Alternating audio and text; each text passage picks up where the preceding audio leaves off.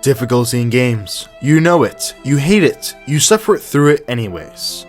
You could just, lower the difficulty, take the easy way out, but you won't. You're an alpha male. You never do. Because as much as we complain, as much as we rage, there's something about difficulty that keeps pulling us back, especially in horror games. Something that makes us hit retry instead of quit to menu, or the other way around if we're talking about professional S+ difficulty and Resident Evil. Maybe it's the thrill, maybe it's the challenge, maybe we're all just a bit insane.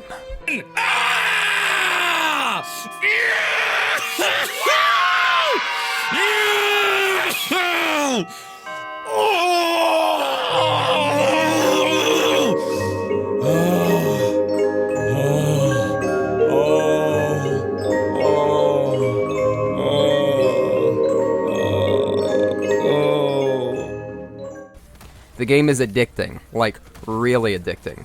I want to make videos about so many things in this game because they do so much right. From the soundtrack to the reimagining of whole areas and chapters, the smoothness of the pacing, how everything in the game just kind of falls together like a puzzle. And I thought, well hey, because I beat it on professional in the original, it shouldn't be too hard to go from standard to professional in the remake, right? I was wrong. I was so wrong.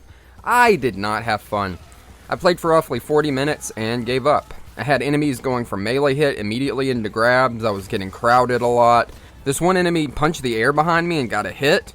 2 for flinching, right Leon? Horror games are supposed to make you suffer. That's the point. If you are comfortable, you're not scared. If you're mowing down enemies like it's some random Tuesday, there's no tension, no fear. But there is a certain point where difficulty does become to get a little frustrating. But let me tell you why that is a good thing. Nothing hits quite like dying to the same room for like the 50th time.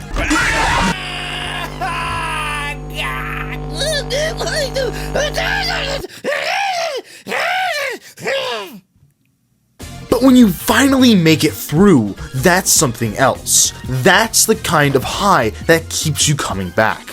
Horror games thrive on making you feel powerless, but the best ones also give you the tools to fight back.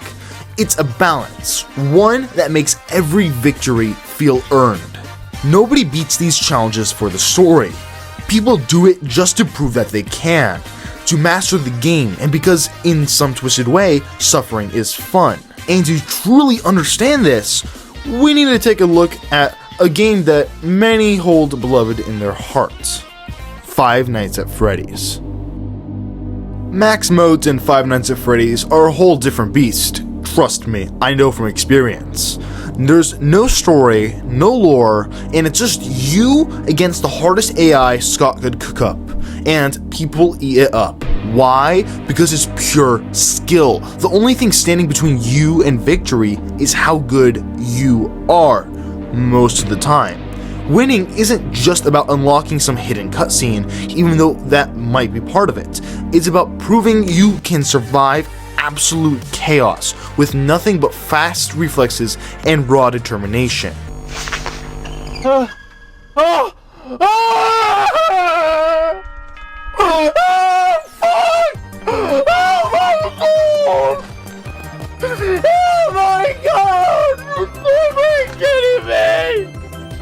It's not just rewarding, it's addicting. Once you beat a challenge like this, you can never go back. Suddenly, normal mode feels like easy mode, and you start craving the next impossible challenge. This is the exact reason why professional difficulty in Resident Evil 4 Remake, for instance, is a very good challenge. It might feel frustrating at times, like the clip at the start of this video, but the fact that it's so against you winning, and the fact that the odds are so stacked against you, that is what makes it so fun. That is why some unfair challenge like 50-20 mode on Five Nights at Freddy's or Resident Evil 4 Remake, all of this compounds to make a genuinely fun experience. It's not an experience for all, but it's an experience for those who crave it.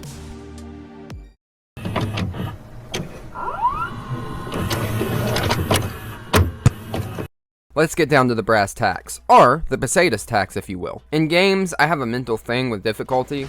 I call it the my fault doctrine. It's easy. If I'm playing a game and the death feels like it's my fault, or the loss feels like it's my fault, it's easier to deal with. Because if it's my fault, then it's my fault, and I just have to get better at the game. This isn't a perfect rule, of course. Even if something is really fair but really hard, sometimes something being my fault can only be so far. And I can still get pissed off if it's too punishing. That's just the way it is. I'm a human being. If something doesn't feel like it's my fault, though, it can start to feel like the game is broken or just bullshit. As you increase the difficulty in the Resident Evil 4 Remake, cracks start to show through in its design, I feel like. Resident Evil Village as well, but we're mainly talking about the 4 Remake. The game is meant to have an action-heavy focus, but the harder difficulties lean more into this fight-or-flight design that some of the more survival horror-focused entries have. This doesn't work as well in an action-focused entry, especially since I don't think the remake is all that scary, so it doesn't really help that much.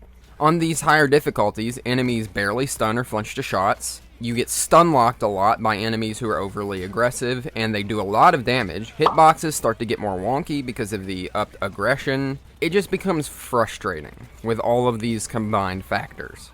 Not to mention the lack of resources the game also gives you while making the enemies so much harder.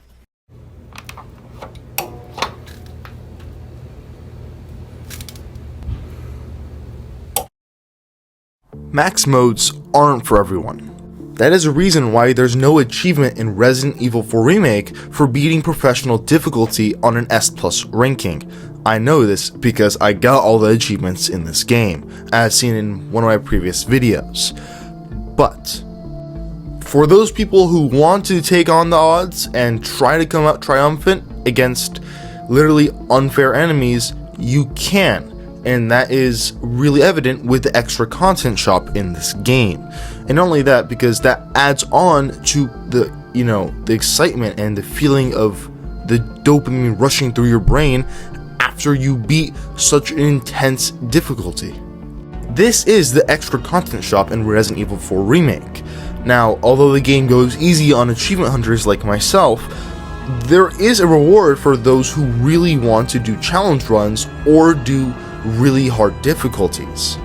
Let's say if you beat Resident Evil 4 Remake on the hardest difficulty without any bonus weapons or items, you could get a certain challenge done, which gives you the certain CP on the top right of the screen, or like some credit that could help you get new access to models, or even bonus items or weapons that could help you in next playthroughs.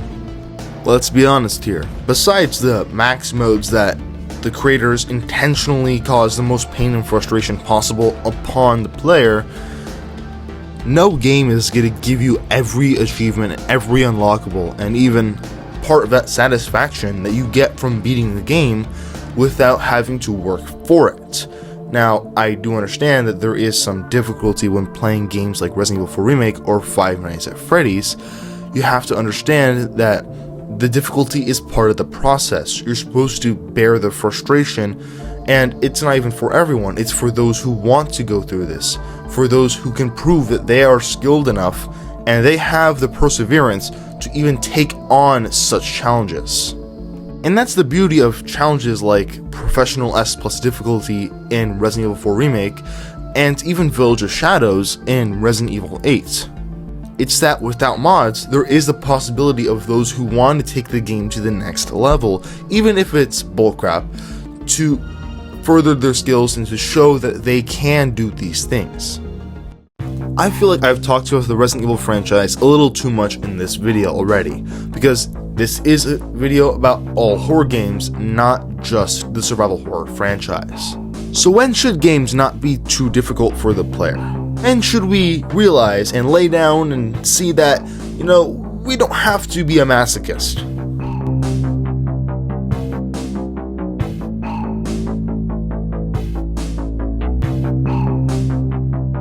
Let's be real, horror doesn't always need to be difficult. Sure, the challenge can add tension and all, but there are plenty of games that use fear to keep you on edge without cranking the difficulty to 11. Take Dread Halls for example. The game isn't about complex combat or hard puzzles, it's a survival horror experience where your main goal is to escape a terrifying maze. And what really is important here is the immersion. You don't need to be difficult when the game is so scary that just even the darkness is enough to creep you out and make you pee your pants. The difficulty here isn't about combat prowess, it's about not knowing what's around the corner and trying to survive long enough to escape, or in my case, trying not to freaking quit the game out of being too scared. So why don't games like Dread Halls and even to an extent Silent Hill PT need to be difficult in the traditional sense? It's because the real challenge comes from the atmosphere. The game excels at keeping you on edge by making you feel utterly helpless. You're always on the lookout, never sure if you're being followed or then if the next corner is a dead end. It's a game that uses the fear of unknown to fuel your anxiety, rather than relying on complicated mechanics or overwhelming difficulty. The key here is that difficulty is conditional. Some games like Dread Halls use fear as a driving force, and that fear doesn't need to be amplified by difficult gameplay. Instead, it's about how the game makes you feel. In this case, it's the fear of being hunted, the uncertainty, and the constant sense that you're not alone in the dark. You're not trying to beat the game, you're trying to escape with your sanity still intact.